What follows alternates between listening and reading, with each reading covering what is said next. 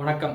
1989ஆம் ஆண்டு வந்த பொன்மனச் செல்வன் என்ற படத்தை பற்றி தான் பார்க்க போகிறோம். இந்த படத்தில் இருந்த ஒரு பாட்டு வந்து சமீபத்தில் சில மாதங்களுக்கு முன்பு வந்து லப்பர் பந்து அப்படிங்கிற படத்தில் ரொம்ப ஃபேமஸ் ஆச்சு. நீ பொட்டு வச்ச தங்கக்குடம் என்ற பாட்டு. மனோ பாடிய அந்த பாட்டு. நீ பொட்டு வச்ச தங்கக்குடம் ஊருக்கு நீ மகுடம் அப்படிங்கிற பாட்டு இந்த லப்பர் பந்து படத்தில் ரொம்ப பெரிய அளவில் பிரபலமாச்சு. அந்த பாட்டு ஏற்கனவே பிரபலமான பாட்டு தான். அந்த பாட்டு இந்த லப்பர் பந்தில் போட்டு அந்த படத்தோட ஹிட்னால அந்த பாட்டு இன்னும் பிரபலமாச்சு. அதாவது 80s சாங்ஸ் 90s சாங்ஸ்னே இப்போ வர சில படங்கள் இடம்பெறதில்ல. அப்படி இடம்பெற்றனால அந்த பாட்டு ரொம்ப பெரிய ஹிட் ஆச்சு. ஆனால் அந்த பாட்டு படம் வந்த டைம்லேயும் ஹிட்டு. நடுவில் உள்ள இந்த காலகட்டங்களே அந்த பாட்டு வந்து ஒரு லெஜண்ட் சாங்காக ஒரு எவர்கிரீன் சாங்காக அந்த பாட்டு பாடப்பட்டு தான் வந்துச்சு. லப்பர் பந்தில் போட்டோன்னா இப்போ இருக்க 2K கிட்ஸும் அந்த பாட்டை வந்து விரும்பி கேட்டாங்க. அந்தளவுக்கு இந்த பொன்மனச் செல்வனில் இடம்பெற்ற அந்த பாட்டு ரொம்ப பெரிய அளவில் ஃபேமஸ் ஆச்சு. அந்த பாட்டு இப்படத்தை இயக்கியவர் பி. வாசு. இந்த படம் 1987 கன்னடத்தில் விஷ்ணுவர்தன் நடித்து வெளிவந்த கருணாமாயி என்ற திரைப்படத்தோட ரீமேக் தான் அந்த படம் பொன்மனச் செல்வன். பி. வாசு பெரும்பாலும் கன்னட படங்களை தான் வந்து ரீமேக் பண்ணியிருக்காரு. நீங்கள் எல்லா படத்தையும் இப்போ எடுத்து பார்த்தீங்கன்னா தெரியும். அவர் பெரும்பாலும் அதாவது சந்திரமுகி படத்தை கூட மலையாளத்துலேருந்து எடுத்து கன்னடத்தில் உல்டா பண்ணி ரீமேக் பண்ணி தான் தமிழில் வந்து இப்போ சந்திரமுகியாக மாற்றினார். அதே மாதிரி அவர் எடுத்த மன்னன்லேருந்து நிறையா படங்கள் நீங்கள் பார்த்தீங்கன்னா தெரியும். கன்னடத்துலேருந்து தான் அந்த படத்தை எடுத்து கையாண்டிருப்பார்.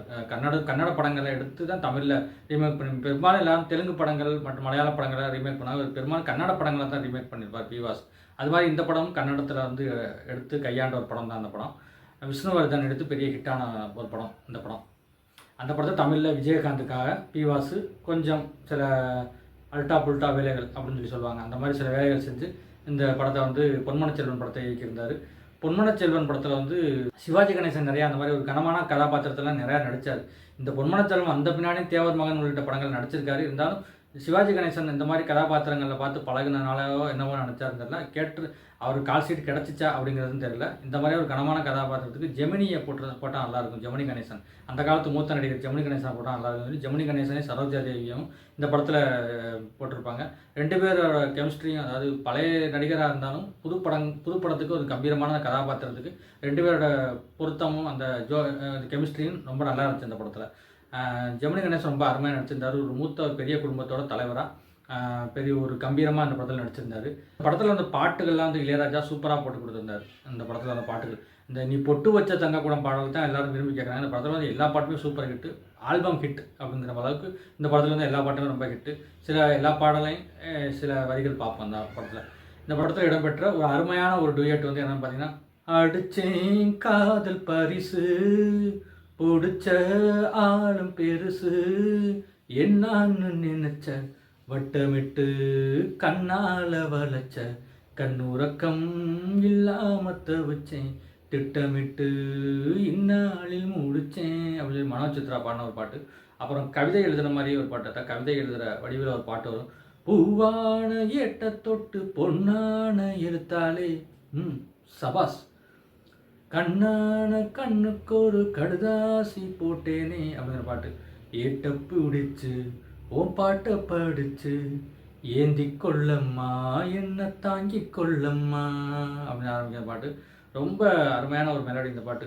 பூவான என்ன கொஞ்சம் புரியாத மக்கு புள்ள புரிகிற நேரம் பிறந்ததம்மா இப்படி இந்த பாட்டோட சரணம் வந்து இப்படி வரும்.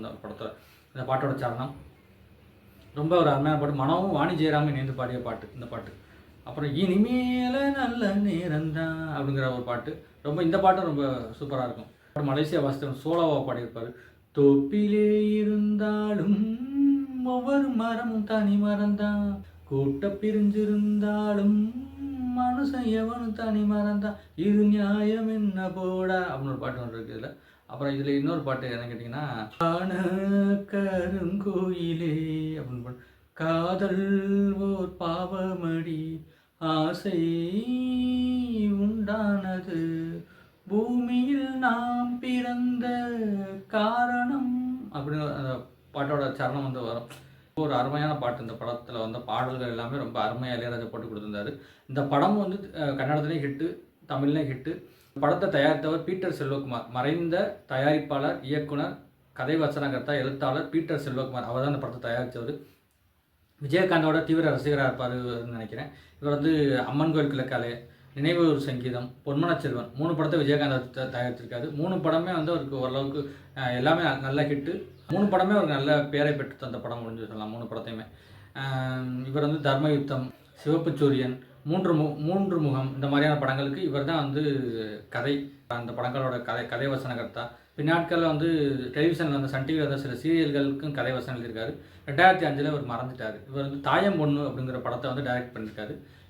இப்படி இந்த படத்தை பற்றி நிறையா விஷயங்கள் சொல்லிக்கிட்டே போகலாம். இந்த படம் வந்து காலத்தால் அழியாத ஒரு நல்ல ஒரு அழகான திரைப்படம். இந்த படத்தில் விஜயகாந்துக்கு ஜோடியாக சோபனா ரொம்ப அருமையாக அழகாக நடிச்சிருந்தாங்க. இப்போ போட்டாலும் டிவியில் போட்டாலும் பார்க்கக்கூடிய அளவுக்கு ஒரு தரமான படம் தான் இந்த பொன்மனச் செல்வன் திரைப்படம்.